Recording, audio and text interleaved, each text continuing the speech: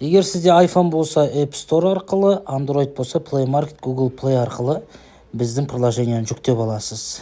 App Store өтейік. Және бұл жерде міне қажет деп өйстіп жазсақ, қажет бизнес деп шығады. Осының үстін басып аламыз. Міне осы логомен жүктеп аласыздар.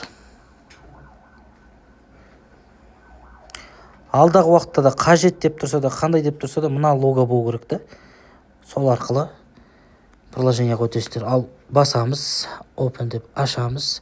Разрешить деп қойсаңыздар дұрыс, рұқсат берсеңіздер, өйткені алдағы жаңалықтардың барлығын біз бөлісіп отырамыз. Сол кезде сізге көрініп отырады, қандай сабақтар салынайын деп жатыр деген сияқты. Енді тіркелу дегенді басамыз.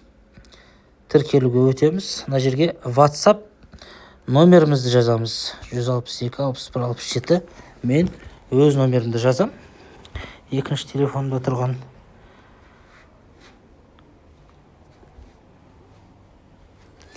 Так, 44 59 дейді. Келесі деп басамыз. Мына жерге құпия сөзімізді енгіземіз. Мұқият мына жерде оқыңыздар, не жазылып тұрған басар бәрі керек. Санда керек. Мен не сұрап тұр, соның барлығын жазам. Ал жазып қойдым. Келесі деп басамыз. Өзіміздің бұл пароліміз. Шақырту кодына ештеңе жазудың қажет жоқ. Келесі деп баса бересіздер. Мына жерге аты жөніңізді толтырасыз. Нұрғанат, Қайрат, Павлодар, жасым 31, одан кейін жынысы ер адам. Келесі деп басамыз. Міне сіздерге негізгі бет осылай шығады. Сәлем Нұрғанат деген сияқты. Одан кейін мына жерде міне 5-ші болып адам бейнесі тұр ғой.